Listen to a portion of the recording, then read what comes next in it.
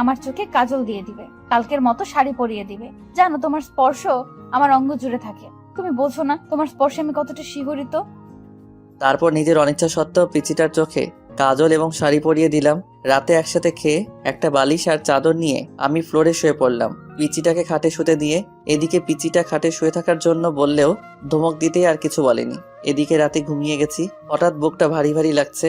চোখ খুলতেই ভূত দেখার মতো ভয় পেলাম, কারণ মীরা আমার বুকে শুয়ে আছে। চাঁদের আলো জানালার কাজ ভেদ করে পিচিটার মুখে এসে পড়ছে। এত মায়াবতী লাগে, কোনো মেয়েকে চাঁদের আলোয় না দেখলে হয়তো আমার অজানাই থেকে যেত। তখন হঠাৎ সাথীর কথা মনে হতেই পিচিটাকে বুক থেকে সরিয়ে দেওয়ার জন্য ধাক্কা দিতেই আরো শক্ত করে জড়িয়ে ধরলো। এই কি করছো, ওঠো বলছি। কিন্তু মীরা ঘুমের মাঝেও চোখ খুলতে খুলতে বলল, আমার স্বামীকে জড়িয়ে ধরে আছি, এতে খারাপের কি? আমার অধিকার আমি আদায় করে নিব। তখন আমি মীরাকে বুক থেকে ছাড়িয়ে কষে একটা থাপ্পড় দিয়ে বলতে লাগলাম, তোকে বলেছি না আমাকে স্বামী না ভাবতে, কেন জড়িয়ে ধরে থাকিস? আমি বলছি না তোকে ডিভোর্স দিয়ে দিব? কথাটা বলতে খাটে চলে গেল মীরা। আমি আবার গভীর ঘুমে হারিয়ে গেলাম। এদিকে ঘড়ির কাঁটা 1টা বাজতেই মীরা ঘুম থেকে ওঠে, সুন্দরভাবে অজু করে 2 রাকাত নামাজ শেষ করে মোনাজাত ধরে বলতে লাগলো, হে পরওয়ারদিগার, আমার আল্লাহ, তুমি তো সর্বশক্তিমান। তোমার হুকুম ছাড়া গাছের একটা পাতাও নড়ে না। তুমি ছাড়া তো আমার কষ্ট বোঝার মতো কেউ নেই। এই মধ্যরাতে পৃথিবীর সবাই যখন গভীর ঘুমে, তখন তোমার অভাগী বান্দিটা তোমার দরবারে 2টি হাত তুলে ধরেছে। তুমি কি দেখো না আল্লাহ, আমি আমার স্বামীকে কতটা ভালোবাসি? আমার বুক থেকে আমার স্বামীকে তুমি কেড়ে নিও না। তোমার পবিত্র কালেমা পড়ে বিবাহ নামক পবিত্র বন্ধনে আবদ্ধ হয়েছি, এই বাঁধন ছিন্ন করো না। বাঁচবো না আল্লাহ। ও আল্লাহ, আমার স্বামীর পায়ের নিচের জায়গাটুকু আমাকে ভিক্ষা দাও।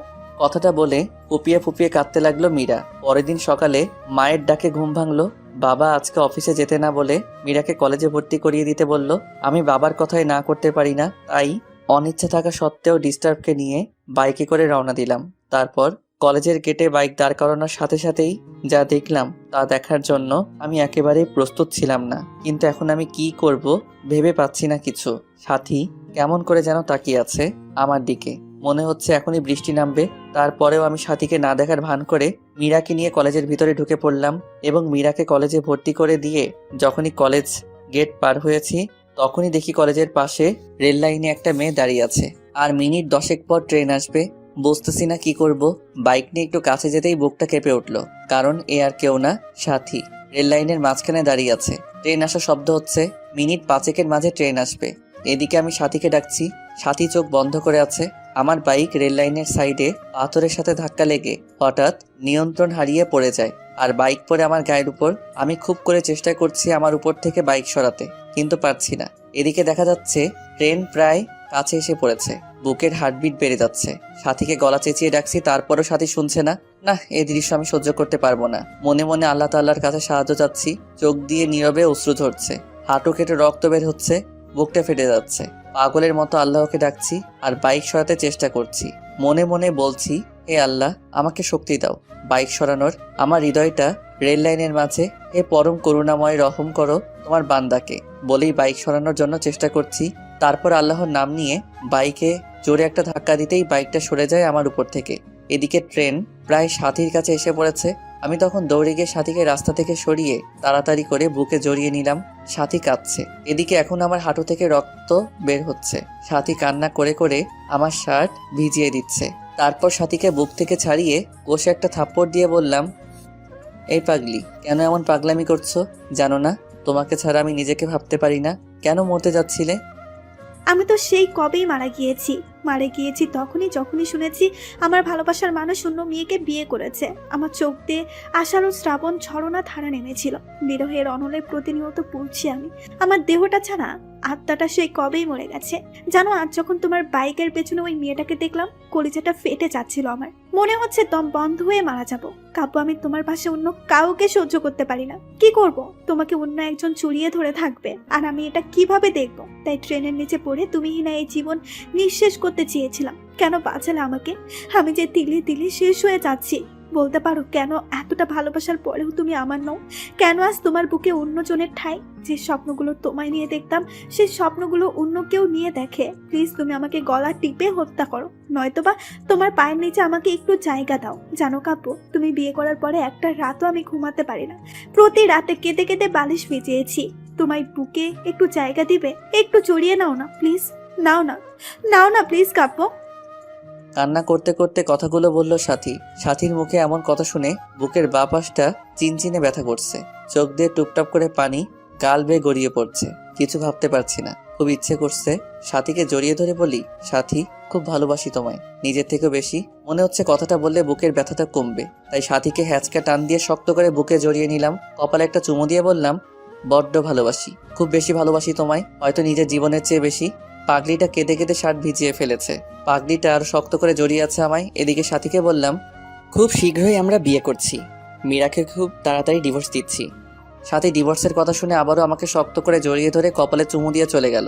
এদিকে ফোনের দিকে তাকিয়ে দেখি 2টা বেজে গেছে। তার মানে 30 মিনিট আগে কলেজ ছুটি হয়ে গেছে। তারপর তাড়াতাড়ি বাইক স্টার্ট দিয়ে কলেজের সামনে যেতেই অবাক হয়ে গেলাম, অনেকগুলো মেয়ে জমা হয়ে আছে। কাছে গিয়ে দেখি মীরা ছোট বাচ্চার মতো কাঁদছে, আর কয়েকটা মেয়ে বোঝাচ্ছে। আমি কাছে যেতেই মীরা দৌড়ে এসে জড়িয়ে ধরে কাঁদতে কাঁদতে বলল, আমি আর কলেজে আসবো না, তুমি আমায় ভালোবাসো না। কখন কলেজ ছুটি হয়েছে? ছেলেরা কিরকম ভাবে আমার দিকে তাকায়, আমার ভয় লাগে না? সবাইকে বলে দিছে আমার দিকে তাকালে চোখ তুলে ফেলবে আমার বর। ঠিক বলেছি তো? এদিকে মীরার কথা শুনে সবাই হাসছে মুখ ধরে। পাশ থেকে একটা মেয়ে বলে ফেললো, ভাইয়া, পৃথিবীতে খুব কম ছেলে আপনার স্ত্রীর মতো বউ পায়। একটা মেয়ে যে স্বামীকে এত ভালোবাসতে পারে। সারাটা দিন ক্লাসের মাঝে আপনার কথাই বলেছে। আপনি নিতে আসতে দেরি করছেন বলে ছোট ছোট বাচ্চা মেয়ের মতো কাঁদছে, হাসিও পাচ্ছে আবার কান্নাও আসছে। এখনকার যুগে এমন মেয়েও পাওয়া যায়? তারপর আমি সবার কাছ থেকে মীরাকে নিয়ে বাইকে উঠাতেই মীরা শক্ত করে জড়িয়ে ধরলো। মনে হচ্ছে খুব ভয় পাচ্ছে। তারপর মীরাকে নিয়ে বাসায় আসার পর মাকে কান্না করে করে সব বলল। এদিকে রাগে আমার শরীরটা ঘ্যান ঘ্যান করছে। তারপর দুপুরে খেয়ে বন্ধুদের সাথে আড্ডা দিতে চলে গেলাম। আড্ডা দেওয়া শেষ করে রাত 9টার সময় ফোন বের করে দেখি বাবা 5 বার ফোন দিয়েছে। অন্যদিকে মীরার নাম্বার থেকে 100+ ফোন এসেছে। তখন তাড়াহুড়ো করে বাসায় গিয়ে দেখি বাবা দরজায় দাঁড়িয়ে আছে। বাবার সামনে যেতেই বাবা বলল, ঘরে নতুন বউ রেখে বাইরে কোন ছেলে থাকে? আর যদি এমন হয় আমার বাড়ি থেকে বের হয়ে যাবি। তখন আমি কিছু না বলে রুমে গিয়ে শুয়ে পড়লাম। কিছুক্ষণ পর দেখি মীরা আমাকে ডাকছে। এই ডাকতেছো কেন, কি হয়েছে? তুমি খাবে না? বাবা খুব বকা দিয়েছে তাই না? এই নাও, হা করো, আমি খাইয়ে দেই। মীরা কথাটা বলে মুখের কাছে খাবার তুলে দিতেই একটা থাপ্পড় বসিয়ে দিলাম। সাথে সাথে খাবারের প্লেটটা ফোড়ে ফেলে দিলাম। তারপর বললাম, এই তুই কি চাস? আমার জীবনটা তো নরক বানিয়ে দিয়েছিস। আমার বুক থেকে আমার ভালোবাসার মানুষটাকে সরিয়েছিস। এখন আমার বাবার কাছ থেকে আমাকে দূরে সরিয়ে আমার সমস্ত সম্পদ তোর করার প্ল্যান করছিস। আমি তোকে এই মাসে ডিভোর্স দিব। একদমই কথাটা বলে নিলাম। তাকে দেখলাম মীরার ঠোঁট কেটে রক্ত বের হচ্ছে। জানো, তোমার সাথে খাবো বলে আমি এখনো খাইনি, ক্ষমা করে দিও প্লিজ। এতিম তো, এতিমখানায় বড় হয়েছি আমি, তাই বাবা মার আদর পাইনি। তোমার বাবা মাকে নিজের বাবা মা করে নিয়েছিলাম, শুধু ভালোবাসা চেয়েছিলাম আর কিচ্ছু না। এতিম হয়ে জন্ম নিলেও সম্পদের প্রতি কোনো মোহ নেই আমার। আমি মীরার দিকে চেয়ে দেখি মীরা কাঁদছে, চোখগুলি লাল হয়ে গেছে। ন্যাকা কান্না দেখে শরীরটা রাগে ফেটে যাচ্ছে। দু নয়নে দেখতে মন চাচ্ছে না মীরাকে। এই এতিম মেয়েটার জন্যই আজ সাথী মরতে বসেছিল। এই তুই এখানে কাঁদবি না প্লিজ, তোর অলক্ষণে চেহারা নিয়ে আমার চোখের সামনে থেকে দূর হয়ে যা প্লিজ। কথাটা বলে শুয়ে পড়লাম। এদিকে মীরা সুন্দর করে ওযু করে শ্বশুরের দেওয়া কুরআনটা পড়ে নামাজে দাঁড়িয়ে গেল। নামাজ শেষ করলো কেঁদে কেঁদে। নামাজ শেষ করে আজকেও মোনাজাত ধরে আল্লাহর কাছে অনেকক্ষণ কাঁদলো। তারপর মোনাজাত শেষ করে রুমে গিয়ে শুয়ে পড়লো। ফজরের নামাজের আজান শুনে ঘুম ভাঙতে আমি অবাক হলাম। মীরা মেয়েটাকে রাতে এত বকা দেওয়ার পরেও আমাকে জড়িয়ে ধরে শুয়ে আছে। মন চাচ্ছে ধাক্কা দিয়ে ফেলে দেই। এ কি হচ্ছে, ওঠো।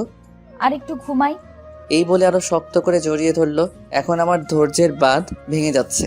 জোরে একটা ধাক্কা দিয়ে বিছানা থেকে ফেলে দিলাম। আহ করে চিল্লানি দিয়ে উঠলো মীরা। তারপর আমি বিছানা থেকে উঠে ফ্রেশ হয়ে এসে দেখি মীরা খুঁড়িয়ে খুঁড়িয়ে হাঁটছে। মীরাবা, তোমার কি হয়েছে? খুঁড়িয়ে খুঁড়িয়ে হাঁটছো কেন? আম্মু রাতে ঘুম থেকে উঠে পাঁজরে ব্যথা পাচ্ছি। কথাটা বলে করুণভাবে আমার দিকে তাকালো মীরা। এখন নিজেকে